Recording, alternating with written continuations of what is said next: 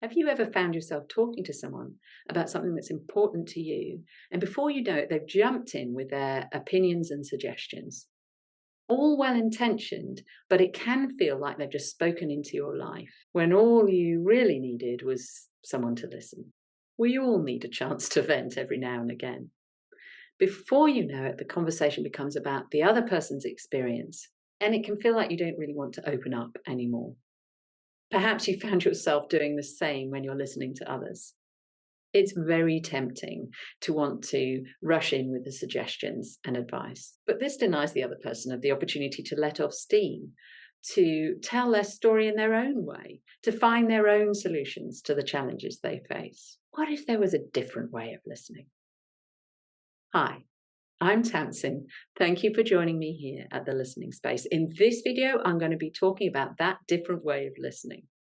A way of listening that helps people to feel really heard and understood. A way of listening that helps you to connect with other people with greater richness and depth. It's a kind of listening that I call mindful listening. The thing is, most of us have a natural desire to want to help other people. It can feel uncomfortable to see others in discomfort. It kind of our inner rescuer gets pulled into action. We make suggestions and offer advice. Have you thought about doing this? Have you tried doing that? We show our understanding by sharing our own similar experiences. I know just how you feel. A similar thing happened to me the other day. We add our wise perspective on the moment, on the matter. I'm sure he didn't mean any harm by it. She was probably just trying her best. Unfortunately, our good intentions can have an unintended impact. Our need to fix gives the message that uncomfortable feelings need to be solved, that it's not okay to feel certain thoughts and feelings. To be angry, to be sad, to be fearful, for example. Our desire to be helpful and make useful suggestions denies the other person the opportunity to explore their situation for themselves. Our clever thoughts and insights can leave the other person doubting their perspective and feeling that they should be seeing things in a different way. And sharing our experiences can bring the focus of the conversation back to us rather than allowing the other person to tell their own story. But what happens if we resist the temptation to rescue? Well, if we're willing to sit alongside a person in their discomfort rather than going into fix-it mode, we give them the message that it's okay to not feel okay, that they don't have to censor their thoughts and feelings. And if we trust them to be capable of thinking for themselves, we empower them to find their own solutions to the challenges that they face. This requires what I call mindful listening. And I have a metaphor for what needs to happen in order to be able to listen in this way. Imagine that you're entering a space in which all thoughts and feelings are welcomed in equal measure, the good, the bad, and the ugly. A space where vulnerability is not something to be feared or avoided, but rather accepted as part of what it means to be human. A space where the person you are listening to can explore their thinking without having to censor what they say for fear of making you feel uncomfortable. A space where confidentiality is respected and they can know that there's no risk of what they say being the topic of next week's gossip. Now, in order to enter the space, you first need to wipe your feet on a metaphoric welcome mat. In so doing, you wipe away any desire to fix or change, analyze, interpret. You simply welcome what is. All you need to do is bring your curiosity with you into this listening space. This is not a space for asking clever questions or for rushing in to make things better.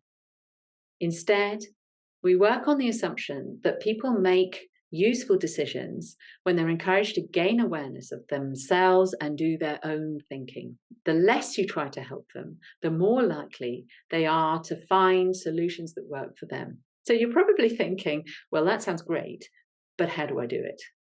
Well, it's quite simple. First, wipe your feet on the welcome mat.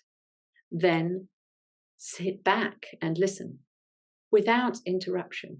Give your undivided attention Add an encouraging every now and again. Bring a sense of ease to your listening. You can invite them to say a little bit more if you like, by saying something like, say some more about that. And all the while, stay curious and resist the urge to rescue. Now, this may sound straightforward, but it can take a real leap of faith to listen to somebody in this way. There may be times when they talk about difficult thoughts and feelings, you might need to sit with a degree of discomfort, uncertainty, confusion even. But you can be reassured that people quickly get used to listening in this way. And in fact, it's actually quite liberating to let go of the need to fix. And it makes things much easier for you as a listener. So, next time you want to offer your listening, you might want to do an internal press pause, set aside any desire to fix or make better, tuck all those useful suggestions, insights, opinions that you feel they ought to hear into your back pocket, wipe your feet on the welcome mat, and open a space for the other person to tell their own story in their own way. Your mindful listening might just be the greatest gift that you can give them. Why not give it a go? You can let me know how you get on by leaving a comment in the comment section below. And of course, mindful listening is a gift that you can give to yourself, to listen inwardly with curiosity and acceptance to the whole range of thoughts and feelings that you may have. Bring care and attention to yourself in any given moment. So, if you'd like to learn more about this kind of listening, there are a number of things you can do. You can follow me on Facebook or Instagram. There are a number of videos on my YouTube channel. You can read more about it in my book, The Listening Space. On my website, there are blogs to read. There are online conversations you can watch. There are some lovely meditations that you can try. And you might like to join one of my listening space courses. I do hope you find that these resources are helpful. And there's a link below to remind you of the different options available.